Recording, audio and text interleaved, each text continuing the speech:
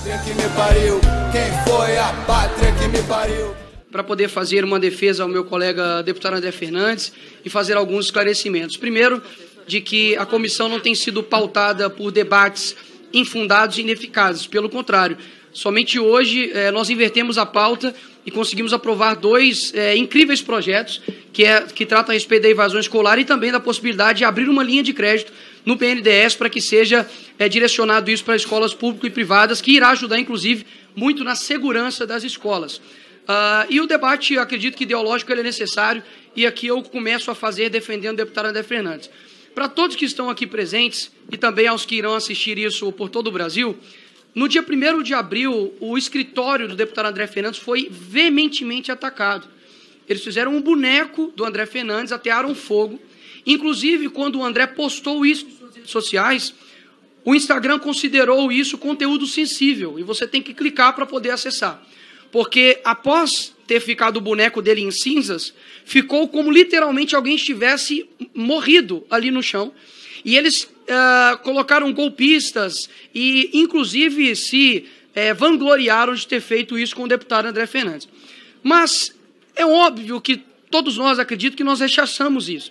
O que eu quero levantar o ponto aqui é com relação à narrativa que é criada quando tem esse tipo de ato e como a esquerda ela se utiliza de uma defesa da democracia quando lhe convém. E explico o porquê. Eu estive no mês retrasado e semana passada com uma pessoa que é dita como golpista, como terrorista, mas que ela tem CPF, ela tem um filho autista. Esta pessoa ela foi condenada a 16 anos.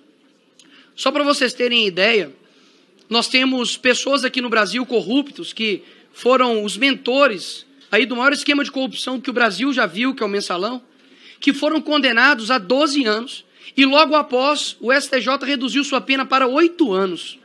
Ou seja, aos olhos da esquerda, quem roubou bilhões de reais das estatais, desviou dinheiro para ir para educação, para hospital, para saneamento básico, ele é menos terrorista, menos criminoso do que alguém que fez baderna. E, de fato, é baderna. E eu condeno essa baderna. Eu jamais irei defender quem depredou patrimônio público, quem, por exemplo, ateou fogo, quem veio aqui, mesmo que seja num sentimento de manada, está errado. Afinal de contas, você é responsável pelas suas atitudes. Mas nós precisamos ter a proporcionalidade, e inclusive a ampla defesa, o direito de você, de fato, se defender. Os advogados, durante muito tempo, e alguns até hoje, não têm acesso aos autos, não têm acesso ao processo. E como que se é tão desproporcional de que essas pessoas que estão sendo condenadas a 16 anos, elas são pessoas comuns. Não deveria o foro delas ser, por exemplo, o STF. Por que que isso está acontecendo? Porque há claramente hoje no Brasil, e eu falo isso aqui com pesar, de que há uma clara revanchismo judicial contra pessoas que se alinham ideologicamente ao Bolsonaro. Nós temos hoje no Brasil vivendo uma anormalidade. Eu pergunto aos senhores, todos estão presentes aqui, e o Brasil, qual corrupto hoje está na cadeia?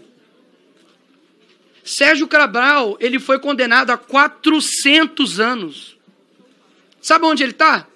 Nas ruas do Rio de Janeiro fazendo campanha, provavelmente para governador do Rio.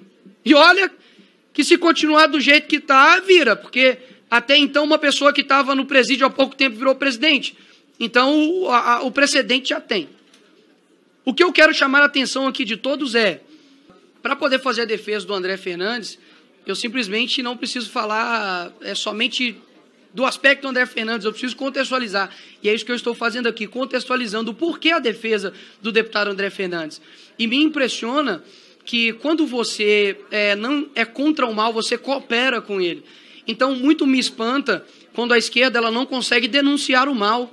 Eu já vi aqui em diversos momentos aqui dessa casa, ministros de Estado não conseguir denunciar o mal que eu acredito que acontece, por exemplo, na Venezuela.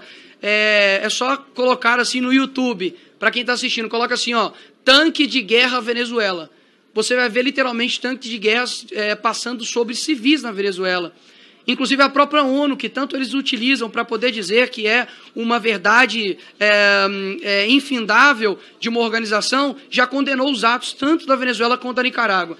Então eu deixo aqui mais uma vez a minha solidariedade ao senhor André Fernandes e deixar aqui evidente, claro, cristalino, de que nós estamos vivendo de fato uma cegueira ideológica, onde por conta de A defender A e B defender B, nós não conseguimos atacar o mal. Saibam que aquilo que nós precisamos como representantes do povo fazer é termos coerência. Coerência quando um errar, falar que errou. Eu nunca defendi nenhuma pessoa que depredou o patrimônio público aqui nesse Congresso. Vocês nunca irão me ver ir a vias de fato de agressão. Se algum dia eu falei palavrão na minha vida, se foi filmado, eu peço desculpas. Mas não me recordo, tanto aqui nessa casa ou com nenhum colega.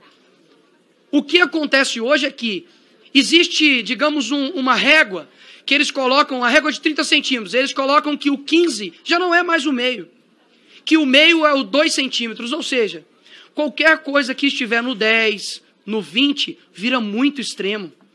Então, quando, por exemplo, você defende a legalidade do processo, para que pessoas como as pessoas do dia 8 não sejam taxadas de terrorismo e tenham penas aplicadas a elas exorbitantes, que ultrapassam da normalidade nossa jurídica, isso se chama extremismo. Eu não acredito que isso seja extremismo. Eu acredito, de fato, que as pessoas precisam pagar, inclusive uma pessoa pagou, com a própria vida. Isso aqui não é uma opinião minha. Se a maior instância do Ministério Público, que é a PGR, deu o parecer favorável para a soltura do Clezão, isso não foi feito. E por 2 meses isso foi ignorado. Sabe qual foi o fim do Clezão? A morte. E eu estive no velório dele.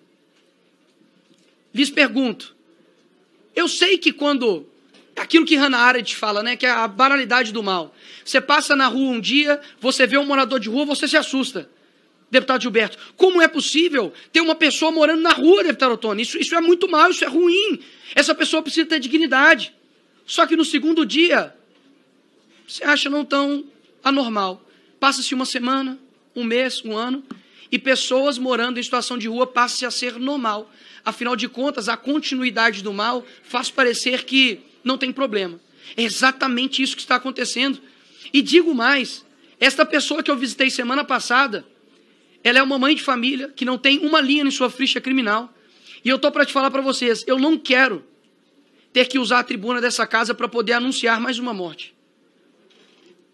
E quem é o responsável? Quem será responsabilizado por um autista e um morador de rua ter ficado preso 8 meses dentro da cadeia e agora foi solto por um erro jurídico?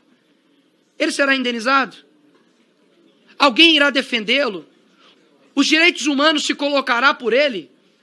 Ou seja, é necessário, ao defender deputado André Fernandes, mostrar todo o contexto anterior de explicar o porquê eles não serão favoráveis a pedir, não para que puna, porque o nosso papel não é esse, aqui não é uma comissão parlamentar de inquérito, mas pedir meramente, senhores, para quem talvez aqui não está entendendo, é solicitar à Procuradoria-Geral da República que apure possíveis crimes.